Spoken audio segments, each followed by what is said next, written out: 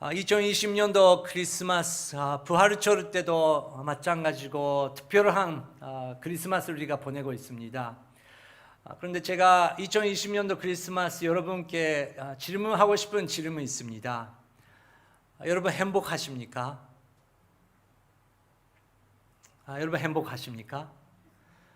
그 이유는 어떤 이유 때문에 나는 행복하다, 나는 너무 감사가 넘치는 크리스마스를 보내고 있다, 그렇게 고백할 수 있습니까? 그 근거가 무엇입니까? 또 많은 분들, 그리고 영상을 보고 계시는 많은 분들은 나는 행복해라고 지금 말할 수 없다, 너무 힘들다, 앞길이 캄캄하다, 그렇게 생각하신 분들도 굉장히 많이 계십니다. 근데 그 근거, 그 이유는 왜 우리가 그렇게 불행하게 느끼고 있는 건가요? 많은 목사님들이 벌써 설교해 줬듯이 2000년 전에 예수님께서 탄생하신 그날은 지금은 정말 사업가 되는 크리스마스 분위기가 다르게 크리스마스 캐롤도 없고 그렇게 서로 주고받고 하는 그런 선물도 없고, 오히려 공포, 두려움, 어둠, 위험 가득 차고 있는 첫 번째 그 크리스마스였고, 그 후에 계속 예수님을 메시아라고 믿는 사람들의 그 예수님의 탄생을 생각하는 그런 시기는, 초대교회 시기는 굉장히 힘든 시기, 그랬다는 것을 우리가 기억해야 된다고 생각합니다.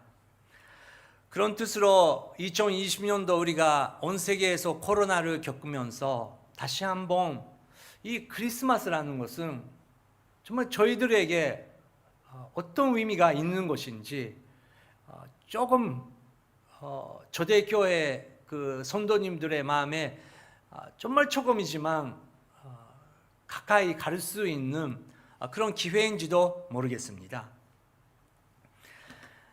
2000년 전에 예수님께서 태어나시기 전에 지난주도 그 천사 가브리엘이 사가리아에 만났고, 그 대화를 통해서 우리가 많은 것을 묵상했습니다.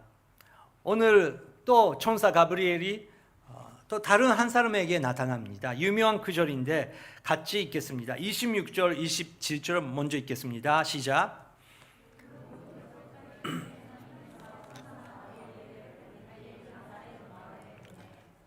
한 처녀에게 가게 하셨는데 그 처녀는 다윗의 가문에 속한 요셉이라는 남자와 약혼한 마리아였습니다. 네, 그 6달 채, 6달 전에 사건은 지난주 저희들은 배웠습니다. 근데 똑같이 하나님께서 천사 가브리엘을 갈릴리 나사렛에 보내주셨다고 먼저 시작합니다. 가브리엘, God is my hero라는 뜻인지 우리가 지난주 배웠습니다. 보냄을 받았기 때문에 그 가브리엘은 사역을 했고, 그 말씀을 받았기 때문에 그 말씀을 전하기 위해서 움직였다라는 그런 섬기는 자의 모습을 우리가 계속해서 볼 수 있습니다. 그 시골 나사렛 마을에 갔는데 한 처녀에게 가게 하셨다. 그 처녀는 다윗의 가문에 속한 요셉이라는 남자와 약혼한 마리아였습니다. 온 세상에 많은 여성분들의 이름이 있습니다. 근데 인류 모든 과거를 우리가 생각하면서 정말 세계 어디 가도 제일 유명한 이름은 마리아가 아닌가, 그렇게 생각합니다. 근데 그 마리아는 정말 예수님의 어머니이기 때문에 유명하게 되었지만, 벌써 유대인 가운데 마리아라는 나라 이름은 굉장히 유명하고 또 아이들에게 붙이고 싶은 이름의 하나였습니다. 마리아의 그 의미는 아직도 연근 중입니다. 이렇게 유명한 이름인데 어떤 의미는 저주 받는 사람이라는 의미도 있고, 근데 또 반대로 사람 받은 사람이라는 그런 연구도 있습니다. 확실히 모릅니다. 하지만 유대 사람들이 왜 마리아라는 이름을 왜 많이 붙이는가라고 하면 헤라어에서는 마리아는 미리암입니다. 미리암. 그래서 그 모세의 누나죠. 그 미리암의 그 사람 때문에 그 자기 아들의 자녀에게 이름을 붙이는 그런 것이 있는 것입니다. 그 약공함 그 마리아인데 그 남편 되는 사람은 요셉이었습니다. 요셉도 이제 많아진다라는 뜻인데, 요셉은 당연히 그 구약 성경에 나오는 요셉 때문에 굉장히 유명하게 되는 사람이죠.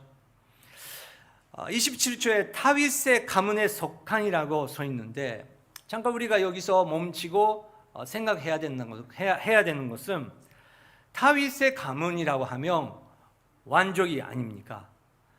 근데 바빌론 그 시대에 들어가면서 완전히 그 왕족 그 시스템은 무너져 버리는 것입니다. 그렇기 때문에 에호야킴라는 마지막에 그 다윗의 왕조의 그 혈통을 갖고 있는 사람은 우리가 볼 수 있지만, 그 후는 마태복음 1장에 나오는 그것을 통해서 그 이름이 많이 계속 나오는 건데, 거기서 확실히 이름이 나타나지만 왕족이 어떻게 되고 있는지 우리는 많이 볼 수 없는 것입니다. 시스템은 완전히 사라졌습니다. 그렇지만 유대 사람들은 그 혈통이 굉장히 중요하기 때문에 요세프는 다윗의 그런 가족이라는 것을 알고 있고, 마리아는 그런 사람이었구나, 그 정도의 존재였다는 것입니다. 그런 마리아에게 가브리엘이 나타나고 뭐라고 했습니까? 28절 읽겠습니다. 천사가 마리아에게 가서 말했습니다. 기뻐하여라, 은혜를 입은 자여, 주께서 너와 함께 하신다. 천사 가브리엘이 마리아에게 가서 말했습니다. 첫 번째, 기뻐하여라. 기뻐하여라. 일본말 번역은 뭐라고 되고 있는지 아십니까? 오메데토라고 되고 있는 거예요. 근데 그 일본말 성경에 오메데토라고 그 번역되고 있지만, 그 별 사인이 있고 밑에로 보면 역시 요로코비나사이, 기뻐하여라 라는 명령형으로 설명되고 있습니다. 오메데토 여러분 일본말 배우시면서 아케마시테 오메데토 고자이마스, 크리스마스 오메데토 고자이마스, 그렇게 말씀을 나눌 때가 많이 있습니다. 근데 오메데타이라는 뜻은 사실은 일본 사람이라도 오메데타이가 무슨 뜻이냐, 그거를 질문 받았을 때 또 확실하게 금방금방 대답할 수 없는 만큼 오메데토라는 게 아는 것 같기도 하고, 약간 그 의미는 잘 모르는 것 같기도 하고, 그런 그 표현이 되고 있는 것입니다. 축하가 있는 것이죠. 근데 정말 오메데타이, 왜 오메데타이인지 그거 모를 때가 있습니다.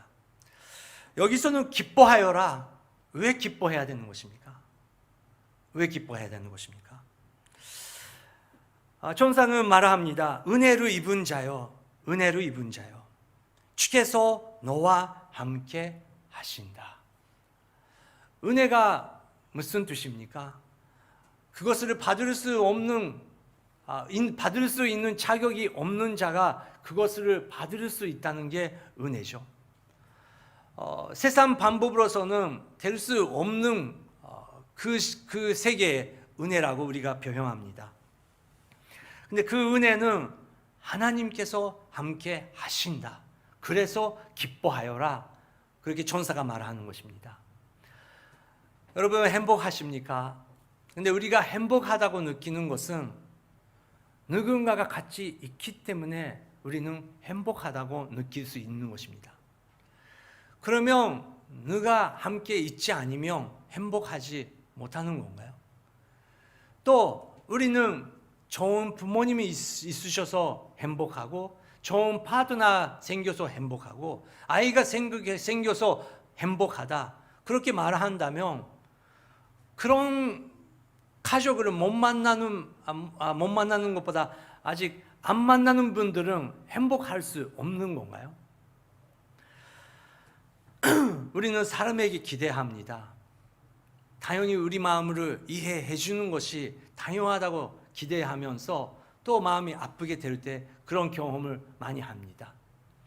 부모라도 자녀라도 우리는 완벽하게 다른 사람을 이해할 수 있다는 것을, 이해할 수 있는 것을 어렵다는 것을 우리도 또 인정해야 된다는 것입니다. 그래서 포기하는 거 아닙니다. 우리는 계속 노력해야죠.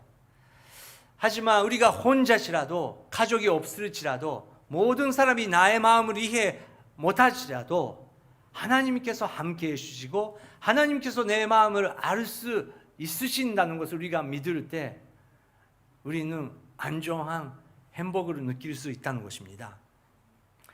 그렇게 인사를 했는 천사에게 마리아는 깜짝 놀랐습니다. 29절 30절 읽겠습니다. 시작. 천사의 말에 마리아는 당황하며 깜짝 놀라 이게 무슨 인사인가 하고 생각했습니다. 그러자 천사가 말했습니다. 두려워하지 마라 마리아야, 내가 하나님의 은혜를 받았다. 천사의 말에라는 그 단어가 나옵니다. 다니엘도 그렇고 지난주에 배웠던 사가랴는 천사의 말보다 천사의 그 존재를 봤을 때 너무 두려워하고 다니엘조차 가브리엘을 만났을 때 기절을 하는 거예요. 그런데 마리아는 기절을 했다고 안 써 있습니다. 천사의 말에 대해서 마리아는 당황했다고 써 있습니다.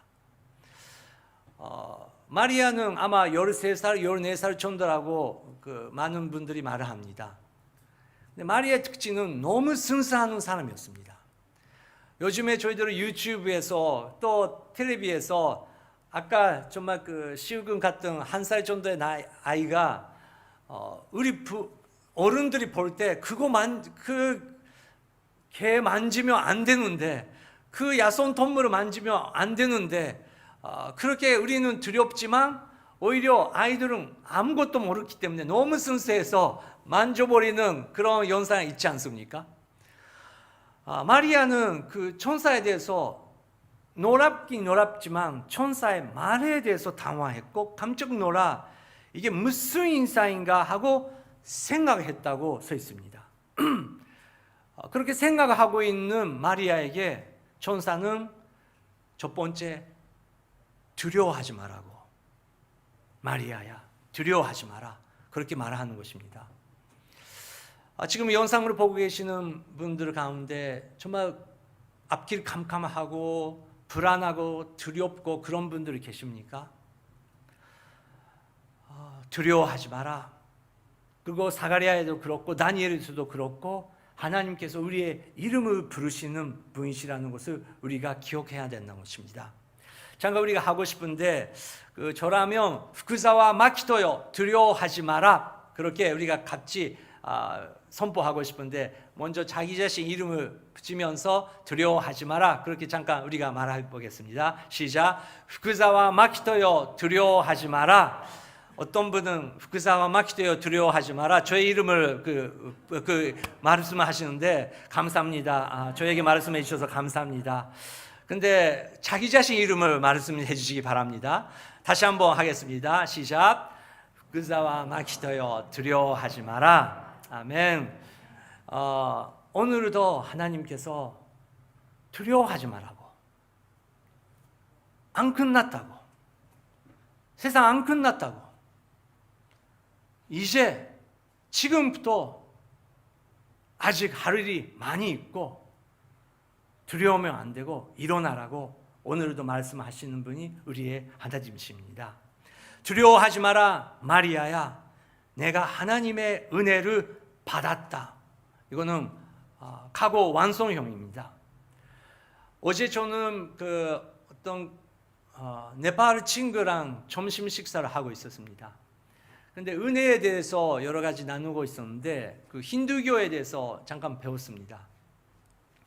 힌두교에서는 은혜라는 개념이 어떤 것인가, 어떻게 그 신들의 그 축복을 어떻게 받을 수 있는 건가, 그런 이야기를 했는데 그 친구가 불교랑 똑같습니다. 힌두교도 불교도 정말 그 저주가 생기면 정말 신들에게 많은 것을 드려야 되고, 또 축복을 받고 싶으면 신들에게 많은 것을 드려야, 또 좋은 성행을 많이 해야 신들이 기뻐하고 나에게 좋은 것을 해준다라는 그런 개념이 힌두교의 개념이죠. 불교도 마찬가지고. 그런데 우리 하나님은 우리가 죄인으로서, 또 마리아는 아무것도 모르는 상태고, 마리아는 아무것도 아직 못 받고 있는 상태인데 하나님의 은혜를 벌써 받았다, 그렇게 선포되고 있는 것입니다. 우리가 무엇을 했다면서 하나님의 은혜를 받을 수 있는 것이 아니라는 것입니다. 가을에 가라데아서 양육부를 통해서 배우셨던 분들이 계실 것입니다. 근데 가라데아서의 주제가 무엇입니까? 그 은혜를 먼저 우리가 받았는데 그 은혜를 잊어버리고 힌두교 사람처럼, 불교 사람처럼 이거를 해야 하나님이 축복해 주신다, 이렇게 열심히 해야 하나님이 응답해 주신다라는 개념에 돌아갈 수 있다는 것을 가르치는 것이 아닙니까? 두려워하지 마라 마리아야, 내가 하나님의 은혜를 받았다, 그렇게 선포되고 있는 것입니다. 여러분 지금 행복하십니까? 하나님께서 먼저 그것을 선포해 주셨고, 나 같은 자격이 없는 존재이지만 하나님 쪽에서 우리에게 은혜를 주셨다는 것을 우리가 믿을 때 행복의 위치가 달라진다는 것입니다. 그러면 마리아에게는 어떤 어떤 은혜를 주시는 것입니까? 31절 읽겠습니다. 보아라, 내가 인때에 아들을 낳을 것이다. 그러면 그 이름을 예스라 하여라. 내가 인때에 아들을 낳을 것이다. 그러면 그 이름을 예스라 하여라. 예스도 이 시대에 특별한 이름이 아니었죠. 헤라어에서는 여호스와, 구약 성경에 나오는 요슈아, 야훼께서 우리를 구원하신다, 그런 뜻을 갖고 있는 그런 의미죠. 그 예스를 예스라고 하여라. 그런데 그 야훼는 구원이라는 그 뜻을, 다른 예수들도 많이 있었는데 이 요셉과 마리아의 아가 예수는 특별한 목적을, 또 역할을 갖고 있었다는 것을 우리가 32절 33절을 통해서 볼 수 있습니다. 읽겠습니다. 그는 위대한 이가 될 것이요 지극히 높으신 분의 아들이라 불릴 것이다. 주 하나님께서 그에게 그 조상 다윗의 보좌를 주실 것이다.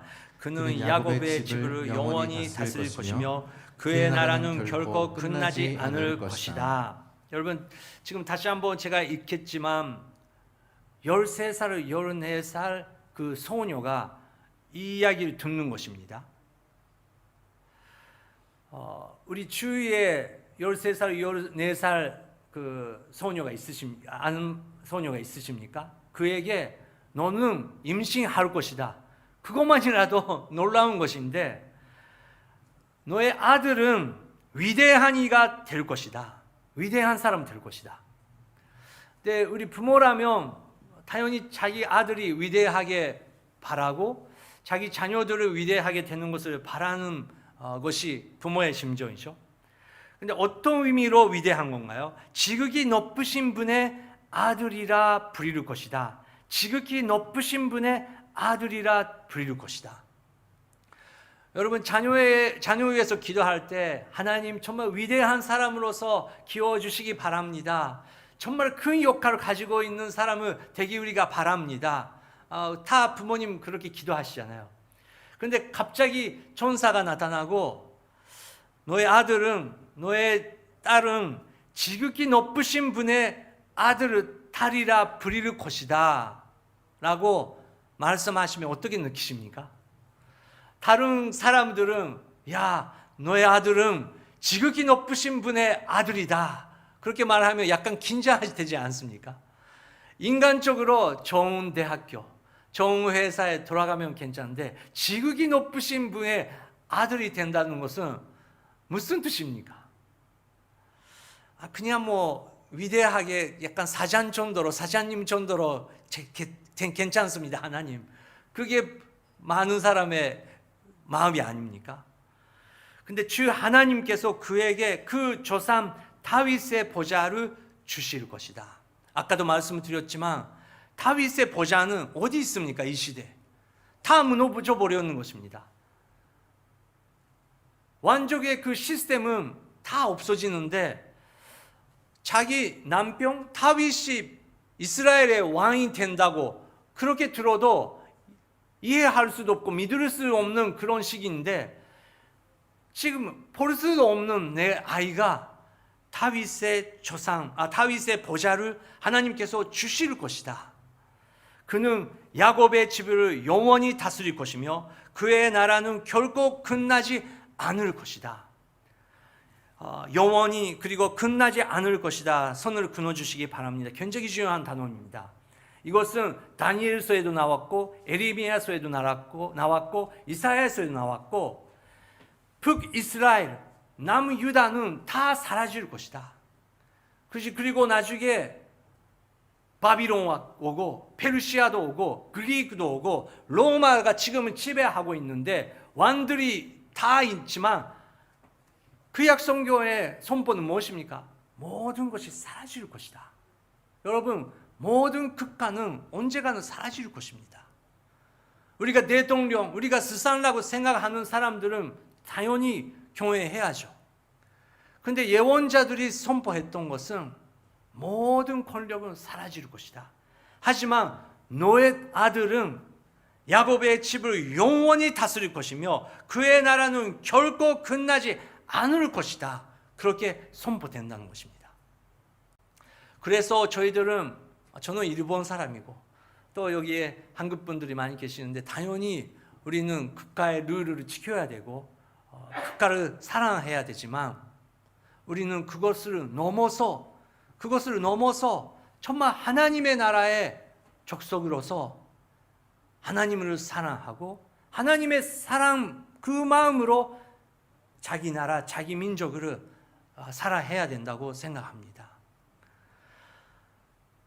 하나님의 나라는 결코 끝나지 않을 것이고 예수 그리스도가 왕의 왕, 주의 주가 되는 그 나라는 결코 없어지지 않다. 그렇게 선포했다는 것입니다. 여러분 그 13살 소녀가 이것을 다 어떻게 이해할 수 있을까요? 마리아는 어떻게 대답했습니까? 34절 읽겠습니다. 마리아가 천사에게 물었습니다. 처녀인 제게 어떻게 이런 일이 있겠습니까? 저는 이 대답이 너무 좋아합니다. 천사는 위대한 계획을 말하는 것입니다. 근데 마리아는 천사에게 저는 처녀입니다. 제게 어떻게 이런 일이 있겠습니까? 어떻게 제가 임신할 수 있습니까? 그 부분의 질문입니다. 어떻게 다윗의 그 나라가 그리고 결코 끝나지 않고 다윗의 보좌를 주실 것입니까? 그런 질문은 아니고 저는 처녀입니다. 어떻게 그런 일이 있습니까? 이걸 통해서 정말 인간의 심을, 저희들의 심리를 우리가 배울 수 있습니다. 저희들은 창세기부터 요한계시록, 지난달에 저희들은 다니엘서를 통해서 정말 그 지금 또 앞으로 일어나는 하나님의 예언을 다 배웠습니다. 그렇지만 결국은 우리 마음이 열면 하나님 그거는 위대하지만 그런데 저랑 어떤 관계가 있습니까? 어떤 상관이 있습니까? 솔직히 말하면 그 위대한 성경 66권 위대한 계획은 정말 믿습니다. 그런데 제 기도 제목은 저희 자녀의 미래입니다. 저희 건강입니다. 저희들이 생각할 수 있는 스페이스를 넘어갈 수 없다는 우리의 존재라는 것을 우리는 발견할 수 있다는 것입니다. 그런데 그 처녀 마리아에게 천사는 이렇게 대답해 주십니다. 35절 36절 천사가 대답했습니다. 성령께서 내게 임하실 것이며 지극히 높으신 분의 능력이 너를 감싸 주실 것이다. 그러므로 태어날 거룩한 아기는 하나님의 아들이라 불릴 것이다. 보아라, 내 친척 엘리사벳도 그렇게 많은 나이에 아이를 가졌다. 아이를 갖지 못하는 여자라 불렸는데 임신한 지 벌써 6달째가 됐다. 네, 전사가 대답했습니다. 맞다고. 너한테는 불가능하다. 요세프한테도 불가능하다. 인간으로서 불가능한 일이다. 하지만 성령님께서 내게 임하실 것이며 지극히 높으신 분의 능력이 너를 감싸 주실 것이다. 그것이 성령의 역사다. 그것이 일어날 때 놀라운 일이 일어나고 그러므로 태어나는 그 거룩한 아가는 하나님의 아들이라고 부릴 것이다. 성령의 역사다. 그리고 마리아가 조금 더 이해할 수 있게 엘리사벳의 이야기를 설명하면서 그렇게 나이가 많고 임신할 수 없는 사람이라도 성령의 역사로 하나님의 은혜로 임신할 수 있었다. 그렇게 설명해 주는 것입니다. 그래서 37절 유명한 말씀을 선포하시죠. 같이 읽겠습니다. 하나님께는 불가능한 일이 전혀 없다. 하나님께는 불가능한 일이 전혀 없다. 여러분, 우리가 믿음 생활할 때 우리의 리스트를 하나님께서 대답을 해주셨기 때문에 나는 이 하나님을 믿을 수 있다. 그러면 불교랑 힌두교랑 무슨 차이가 있습니까? 여러분의 리스트대로, 여러분의 계획대로 그것을 응답해 주시는 신들이라면, 그걸 응답해 주지 않은 신이라면, 버리겠다고 생각하는 거라면 첫 번째 스타트부터 잘못된다는 것입니다. 우리의 리스트도 중요하고 우리의 마음도 중요하지만 하나님께서 최고의 길을 준비하시고 그것은 인간적으로는 불가능하지만 하나님께서 개입하실 때 놀라운 하나님의 영광은 나타나는 그 길이 있다는 것입니다. 하나님께서 불가능한 일이 전혀 없다. 우리 부모들은 조심해야 되는 것은 당연히 아까처럼 우리가 정말 하나님께서 아이들을 받았습니다. 유아 세례도 하나님께 맡겼습니다. 근데 그렇게 말을 하면서 하나님께 맡기겠다고 하면서도 결국은 우리의 바라보는 아이들의 미래, 우리가 이렇게 해야 된다고 생각하는 그런 계획 때문에 아이들이랑 부딪히고 서로 불행해하고 의사소통 못하고 같이 기도도 못하게 되는 그런 경우가 생긴다는 것입니다. 하지만 여러분, 하나님께서 불가능한 일이 전혀 없다는 것입니다. 그래서 우리는 조용히 그럴 때는 하나님께서 무엇을 원하시는지 우리가 주님께 맡기면서 모든 것을 맡기면서 하나님의 방법을 우리가 구해야 된다는 것입니다. 마리아가 왜 대단한 것입니까? 38절 마리아의 응답이 때문에 그렇습니다. 읽겠습니다. 그러자 마리아가 대답했습니다. 보십시오, 저는 주의 여종입니다. 당신의 말씀대로 제게 이루어지기를 원합니다. 그러자 천사가 마리아에게서 떠나갔습니다. 여러분, 13, 14살 그 정도의 소녀입니다.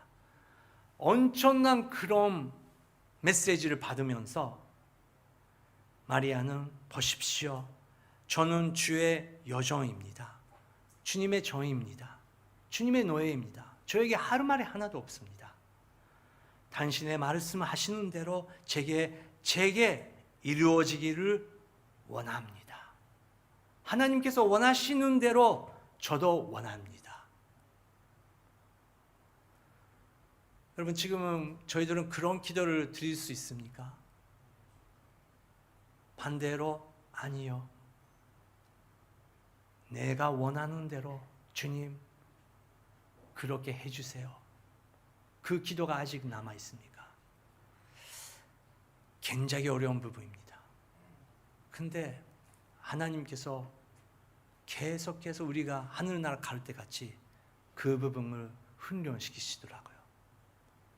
아브라함의 인생, 모세의 인생, 바울의 인생, 베드로 인생, 끝까지 우리가 하나님께만 순종할 수 있는 것이 우리가 거기서 하나님의 생명을 경험할 수 있다는 것입니다. 여러분, 이번 크리스마스 어떤 비전 있으십니까? 여러분 주위에 정말 캄캄하고 어둠 속에 있고 그런 분들에게 정말 예수님의 그 마음속에 탄생하시고 예수님께서 오시는 것을 우리가 보고 싶습니다. 그래서 우리는 예수 그리스도의 이름, 예수 그리스도의 사랑을 계속 전하는 것입니다. 누군가가 우리에게 전해주시기 때문에 우리가 지금은 예수 그리스도를 알 수 있는 것과 똑같이 지금은 여러분을 기다리고 있는 사람들이, 영혼들이 있다는 것입니다. 근데 그게 어떻게 가능합니까? 불가능입니다.